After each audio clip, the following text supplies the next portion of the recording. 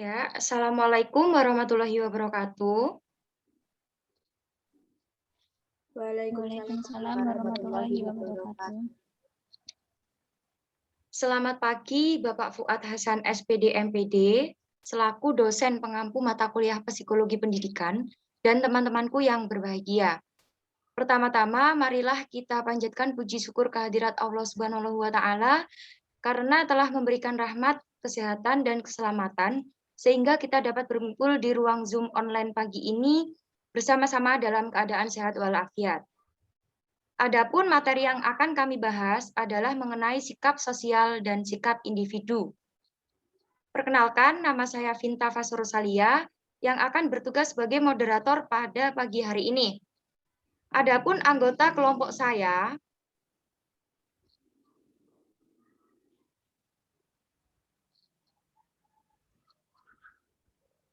adalah yang pertama Nadifa Marta Agustin, Yosi Dian Pertiwi, Vinta Fasrosalia, dan Lumatul Maulidia.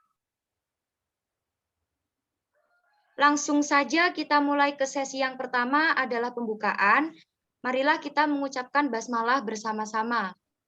Bismillahirrahmanirrahim. Bismillahirrahmanirrahim. Selanjutnya, sesi kedua adalah penyampaian dan penyajian materi yang pertama, yakni sikap sosial. Saya persilahkan untuk pemateri pertama, yaitu Nadifa Marta Agustin. Waktu dan tempat saya persilahkan. Baik, terima kasih moderator. Di sini saya akan menjelaskan mengenai sikap sosial. Definisi sikap sosial.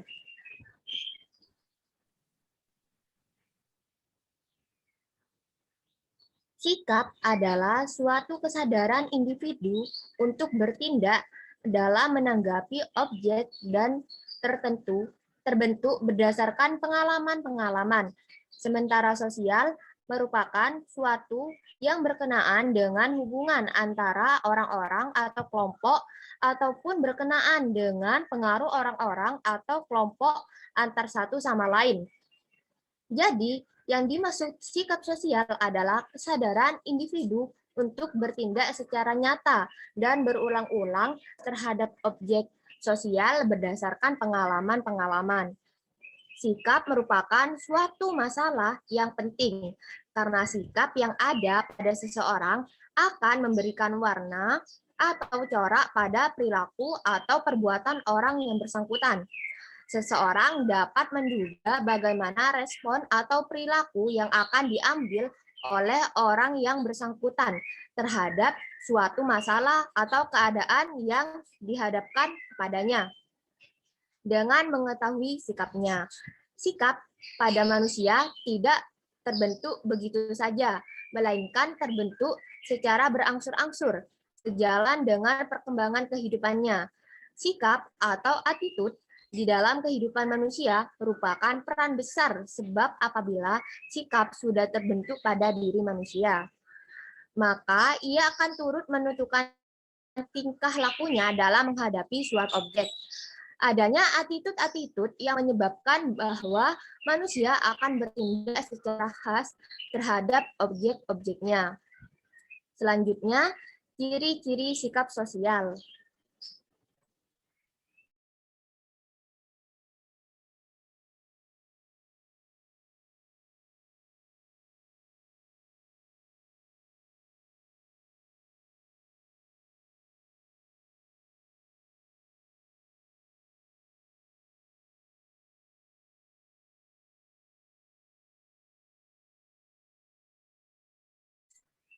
Sikap merupakan faktor yang ada pada diri manusia yang dapat mendorong atau menimbulkan perilaku tertentu. Walaupun demikian, sikap mempunyai segi-segi perbedaan dengan pendorong-pendorong lain yang ada dalam diri manusia itu. Oleh karena itu, untuk membedakan sikap dengan pendorong-pendorong yang lain, ada beberapa ciri atau sifat dan sikap tertentu. Adapun ciri-ciri sikap itu adalah sebagai berikut. Yang pertama, sikap selalu menggambarkan antara subjek dan objek. Objek ini dia bisa berupa benda, orang, ideologi, nilai-nilai sosial, lembaga masyarakat, dan lain sebagainya. Yang kedua, sikap tidak dibawa sejak lahir, tetapi dipelajari dan dibentuk berdasarkan pengalaman dan pelatihan. Yang ketiga, sikap dapat berubah-ubah. Karena sikap dapat dipelajari, maka sikap dapat berubah-ubah, meskipun untuk merubahnya relatif sulit. Yang keempat, sikap tidak akan hilang meskipun kebutuhan sudah dipenuhi. Yang kelima, sikap tidak akan hanya satu macam, melainkan sangat beragam sesuai dengan objek yang menjadi perhatian subjek. Yang keenam, di dalam sikap terkait juga faktor motivasi dan perasaan.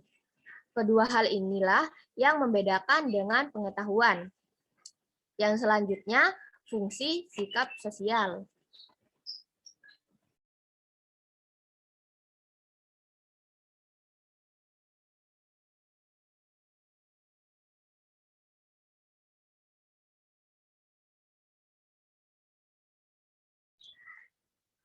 Sikap sosial, fungsi atau tugasnya dibagi menjadi 4 golongan. Yang pertama, sikap berfungsi sebagai alat untuk menyesuaikan diri, bahwa sikap merupakan sesuatu yang bersifat communicable, artinya sesuatu yang mudah menjalar, sehingga mudah pula menjadi milik bersama.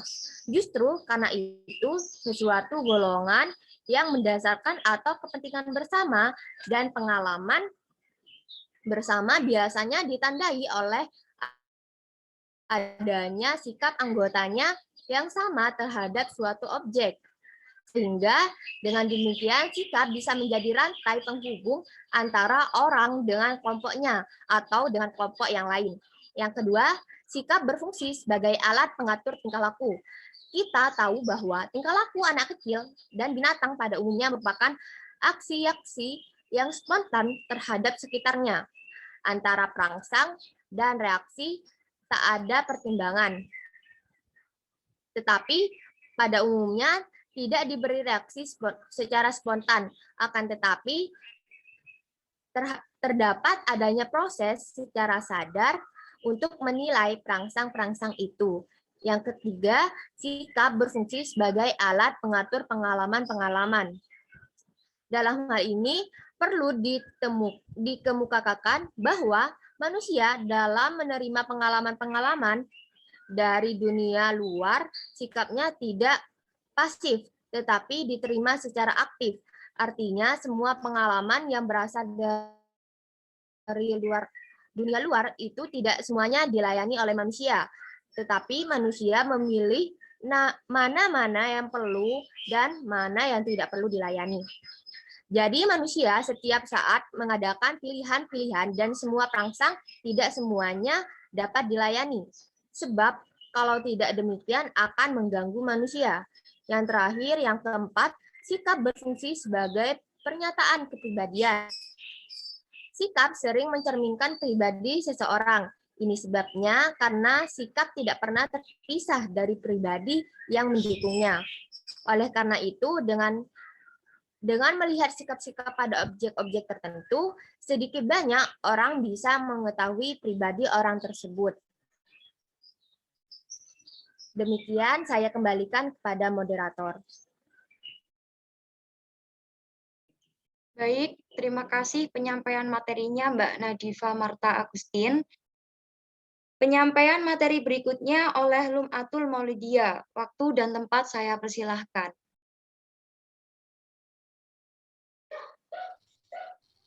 Baik, terima kasih moderator.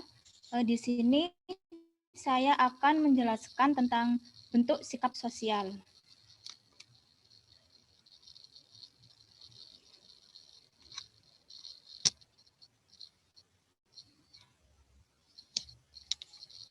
Baik, bagaimana uraian di atas bahwasanya manusia itu tidak bisa lepas dari yang lainnya. Ia akan selalu mengadakan hubungan demi kesempurnaan dalam memenuhi segala kebutuhan hidupnya. Oleh karena itu, sangat dibutuhkan adanya pelaksanaan bentuk-bentuk sikap sosial yang positif. Di antaranya, yang pertama yaitu tanggung jawab. Yang mana di sini manusia merupakan makhluk sosial yang sekaligus individual. Manusia sebagai makhluk sosial akan melahirkan daripadanya selaku makhluk individu, ia bertanggung jawab terhadap diri sendiri yang semua itu berkonotasi pada keharmonisan hidup.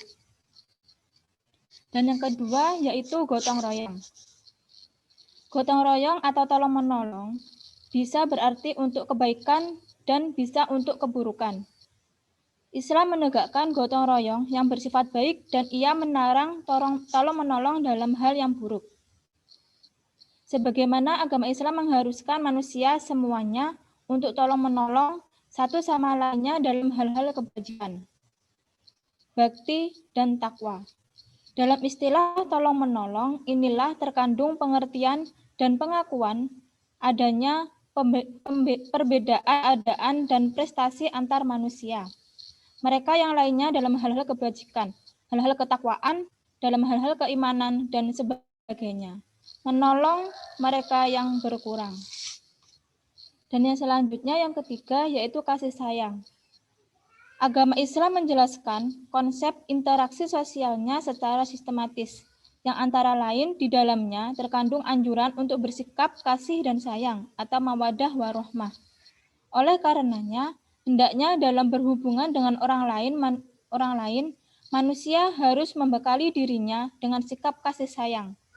Pada dasarnya, sikap kasih sayang ini sangat diperlukan dalam berinteraksi sosial sebagai upaya untuk menumbuhkan keharmonisan dan kerukunan masyarakat. Sebab kasih sayang akan dapat menghapus perasaan asing antara yang satu dengan yang lainnya. Keberadaan kasih sayang akan meringankan kaki dan tangan untuk membuat kebajikan atau kebaikan, menggembirakan hati, memperbesar minat, kemauan, serta mempengaruhi sikap kita untuk peka terhadap orang lain. Kasih sayang akan menimbulkan rasa simpati, yaitu dapat ikut merasakan apa yang dirasakan oleh orang lain. Dan yang selanjutnya yaitu pembentukan dan perubahan sikap sosial.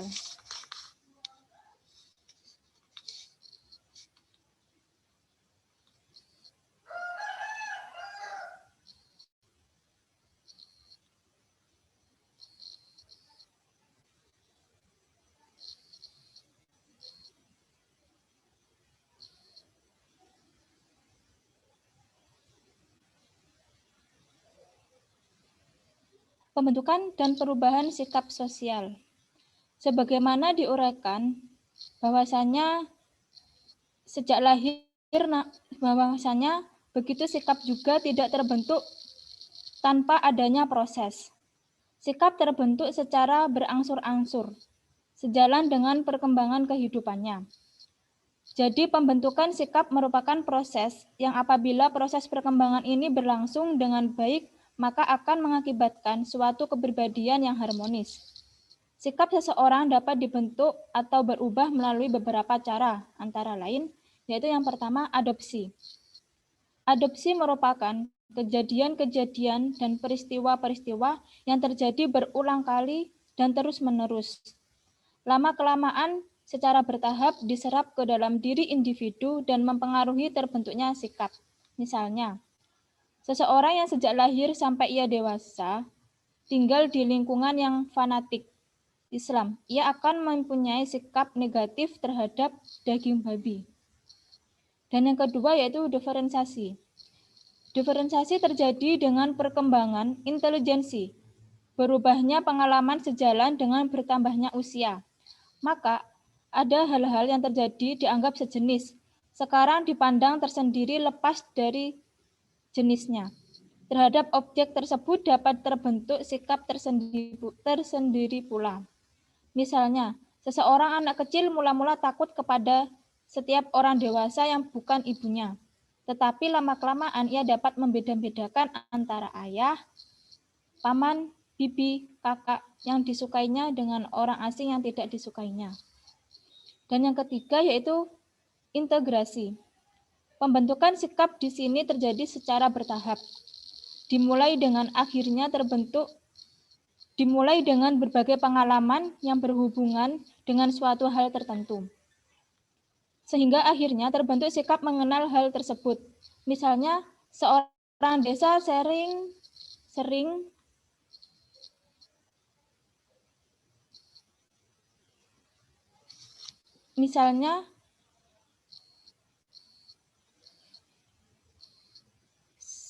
seorang desa sering mendengarkan tentang kehidupan kota. Ia pun sering membaca surat kabar yang diterbitkan di kota. Kawan-kawan yang datang dari kota membawa barang-barang yang bagus dari kota dan bercerita tentang keindahan kota. Setelah beberapa waktu, maka dalam diri orang dewasa tersebut timbul sikap positif terhadap kota dan hal-hal yang berhubungan dengan kota. Sehingga pada akhirnya ia terdorong untuk pergi ke kota. Dan yang keempat, yaitu trauma.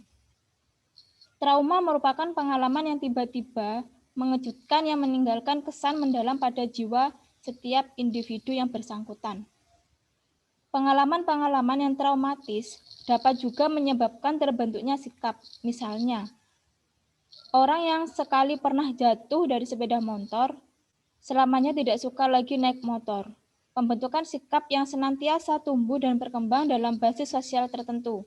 Misalnya, ekonomi, politik, agama, dan sebagainya. Di dalam perkembangan sikap banyak dipengaruhi oleh lingkungan, norma, grup, dan sebagainya. Faktor lainnya yang mempengaruhi kemungkinan perubahan sikap adalah adanya informasi yang berlawanan. Faktor ini semuanya tergantung pada sifat-sifat sikap itu sendiri sebagaimana adanya sebelum diterima informasi baru. Dan yang selanjutnya yaitu tentang definisi sikap individu.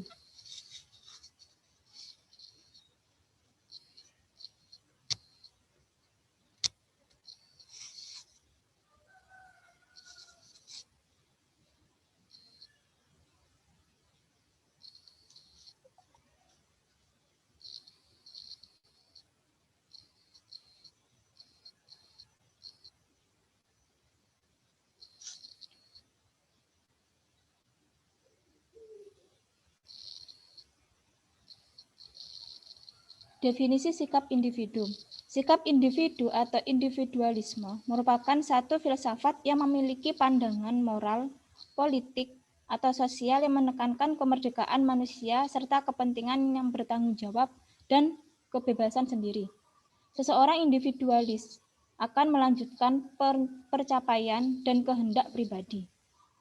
Perilaku individu merupakan suatu perilaku seseorang dalam melakukan sesuatu atau cara ia bertindak terhadap suatu kegiatan dengan menggunakan keterampilan atau otak mereka. Individu membawa tatanan dalam organisasi berupa kemampuan, percaya diri, kepercayaan pribadi, pengharapan, kebutuhan, dan pengalaman masa lalunya. Baik, dari saya sekian. Saya kembalikan ke moderator.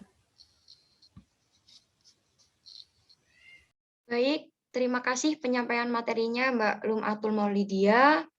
Penyampaian materi selanjutnya oleh Yosi Dian Pertiwi. Waktu dan tempat saya persilahkan. Baik, terima kasih saya ucapkan pada moderator. Di sini saya akan menjelaskan tentang ciri-ciri sikap individualisme.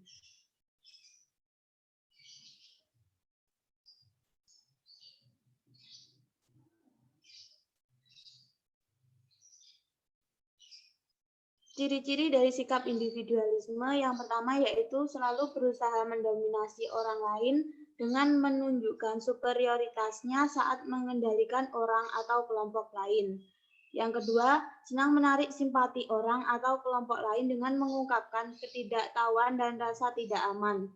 Yang ketiga, berusaha menarik perhatian orang lain meski dengan cara-cara yang tidak etis. Yang keempat, cenderung memiliki sikap negatif, keras kepala, dan suka memaksakan kehendak. Dan yang selanjutnya, fungsi dari sikap individu.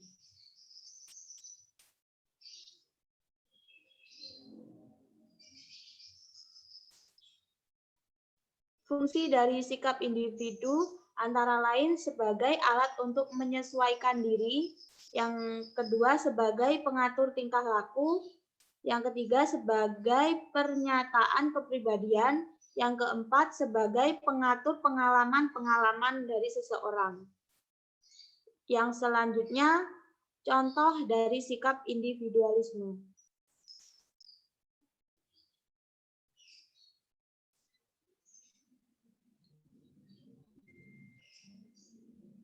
Contohnya yaitu tidak peduli terhadap orang dan lingkungan sekitar.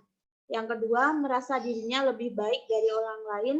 Yang ketiga, kurang interaksi dengan orang yang berada di sekitarnya.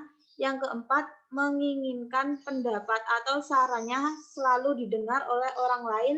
Yang kelima, merasa tidak membutuhkan bantuan orang lain.